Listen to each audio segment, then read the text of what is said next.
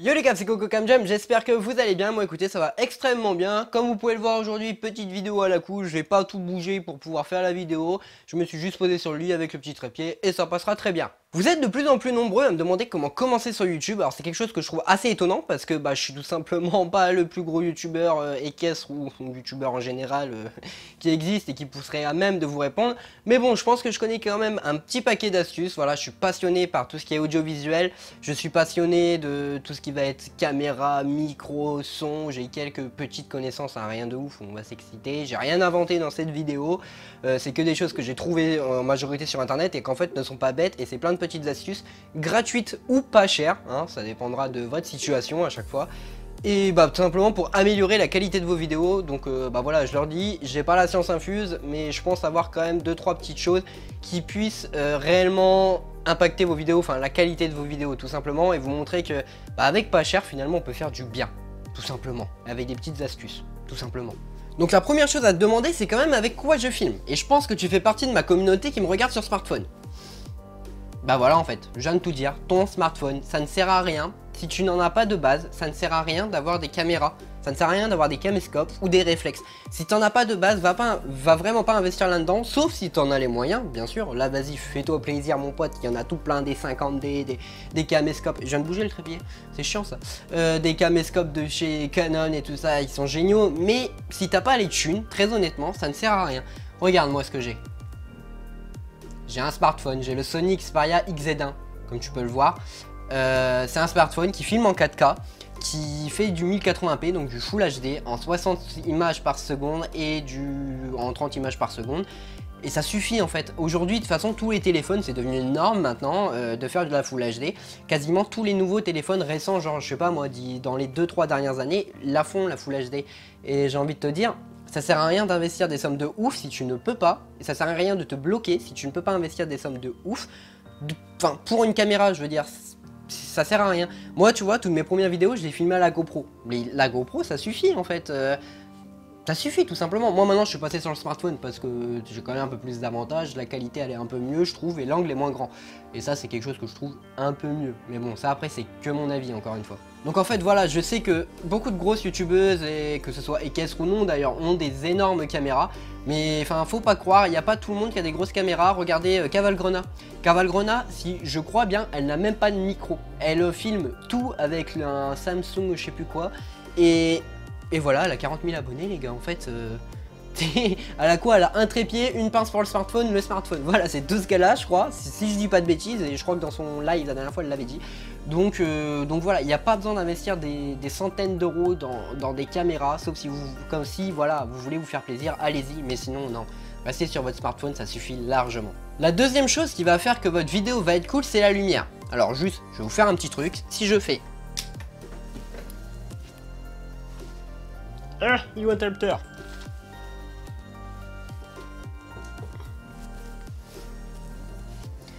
C'est nul quand même, hein. Tu vois pas très clair là. Donc ça c'est hyper important la lumière. Je vais quand même tous les rallumer hein, parce que la qualité de la vidéo sera bien plus belle hein, que cette lumière jaune que j'ai au plafond. La lumière en vidéo c'est quelque chose qui est super important. Alors après pour ça j'ai envie de te dire la technique la plus simple et la plus débile qui soit, c'est que tu te mets derrière une fenêtre. Là je peux pas te montrer parce qu'il fait nuit, mais tu te mets derrière une fenêtre et là il y a pas de souci. Et ça coûte rien en fait, la lumière du jour tu la payes pas à ce que je sache. Donc il n'y a pas de souci. Et après oui bien sûr tu peux investir dans du matos, mais encore une fois c'est quelque chose qui va te faciliter la vie. Par exemple moi j'ai acheté les softbox, je vais pas retourner la caméra, je vais te mettre une petite photo là. J'ai acheté ça ouais, pour me faciliter la vie en fait tout simplement, et que la disposition de ma chambre fait que en fait mon mur où je tourne est là, ma fenêtre est là derrière sur un autre pan genre là tu vois. Donc du coup j'ai pas de lumière du jour, j'ai une armoire et tout là juste à côté et j'ai pas de lumière du jour, donc je suis obligé d'avoir des lumières en plus. Mais c'est pareil encore une fois, là je te parle de softbox qui coûte 60 euros. Il te faut de la lumière blanche. C'est la seule chose qu'il faut que tu te dises, il te faut de la lumière blanche. De la lumière blanche, c'est quoi? Des néons par exemple. Moi, toutes mes premières vidéos, là, à part depuis le fait divers, toutes les premières vidéos étaient tournées avec un néon d'un côté. Il y avait un néon à gauche et il y avait une lumière jaune à droite. Le néon étant plus fort que la lumière jaune, ça compensait pas trop mal, ça éclairait, mais la qualité de l'image restait bien.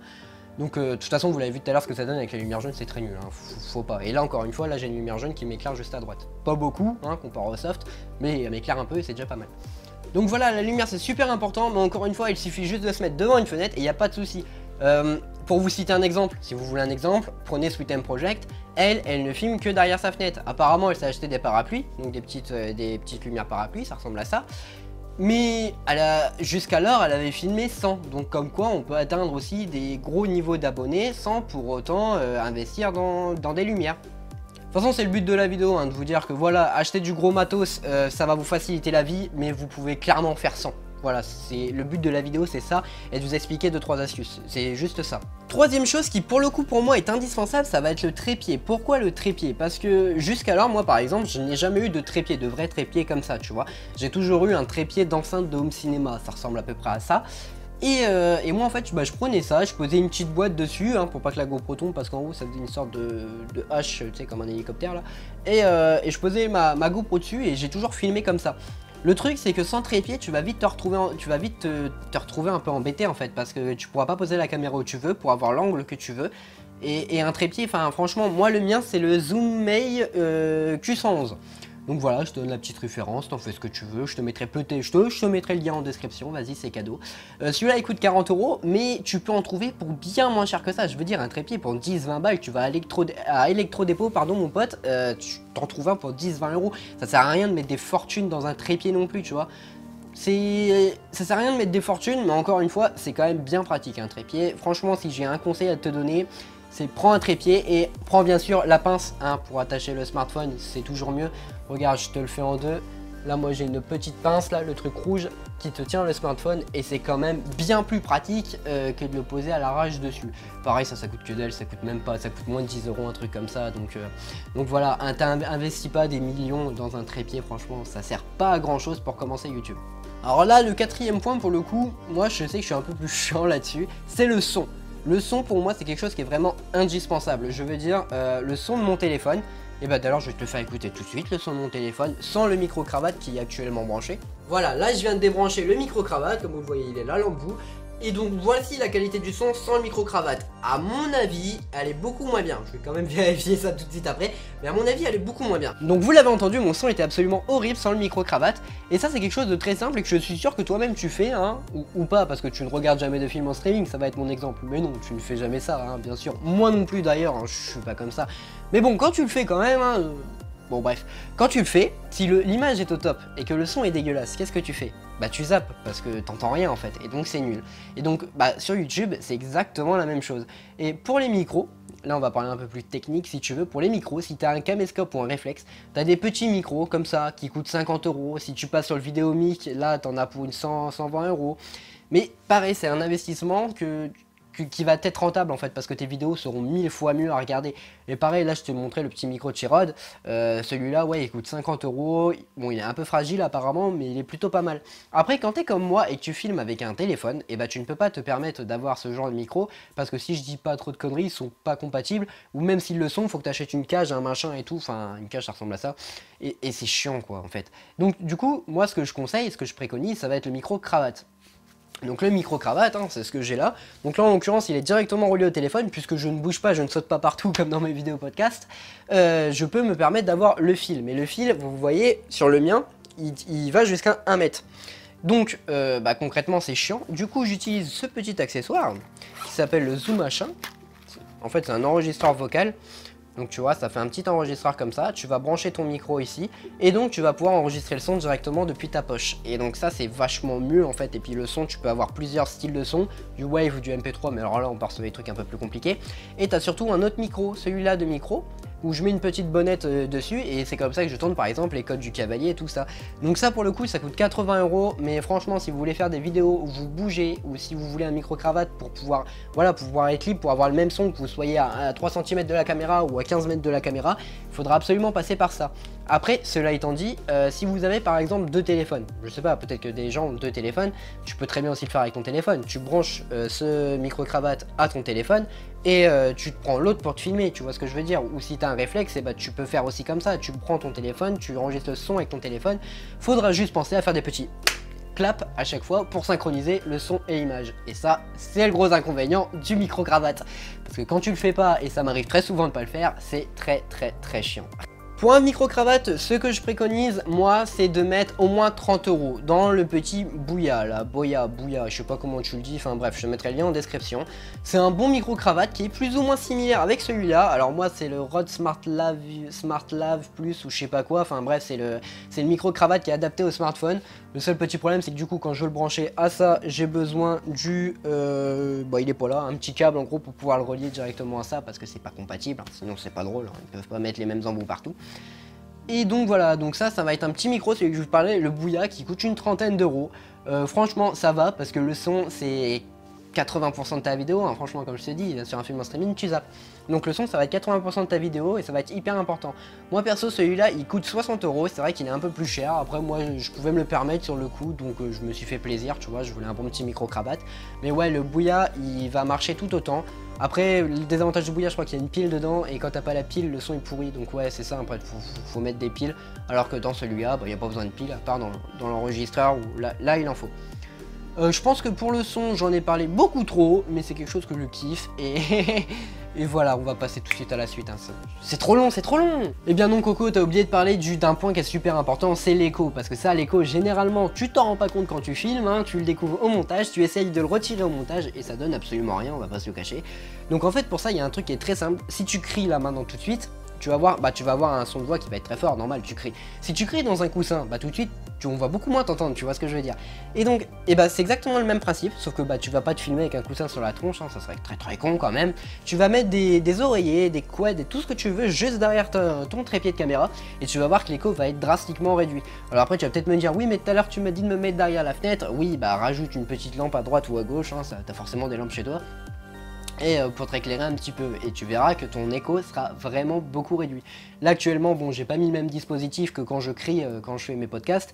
Là j'ai juste une petite couette derrière et t'entends bien que le son est vraiment mieux. Donc c'est un truc qui est tout bête, ça coûte rien et pourtant ça améliore drastiquement la qualité de vos vidéos. Je tiens à le dire, hein, ça non plus je l'ai pas inventé, je suis pas monsieur je sais tout, je l'ai vu sur internet, je me renseigne dessus parce que j'aime ça, tout simplement. Le dernier point que j'ai envie de vous citer, c'est tout simplement de se trouver un bon logiciel de montage. Et quand je dis un bon, en fait, c'est juste un logiciel de montage complet. Parce que si tu vas sur les trucs gratuits, généralement sur internet, les versions d'essai et toutes ces conneries-là, tu vas avoir quelque chose écrit dans un des coins. Et ça, c'est nul. Enfin, t'essayes de faire des vidéos bien et puis tu te retrouves un petit peu tu te fais avoir par un petit logo en bas de ton écran. Ça, c'est nul, on est d'accord. Donc ça, pour ça, hein, c'est pas compliqué. Tu peux payer des logiciels. Tu peux en avoir gratuitement. Tu peux avoir exactement les mêmes gratuitement, mais bon, ça après, c'est pas mon problème, hein. Tu fais ce que tu veux. Moi, personnellement, je monte sur Power Director 15, enfin, c'est pas moi qui l'ai payé, c'est mon oncle qui me l'a passé. Bientôt, je passerai sur le 16, c'est un logiciel qui est vraiment top, tu peux faire tout, en fait, toutes mes vidéos, je le fais avec. T'as beaucoup de pistes pour pouvoir mettre plein de choses, franchement, c'est un logiciel que je vous recommande, en fait.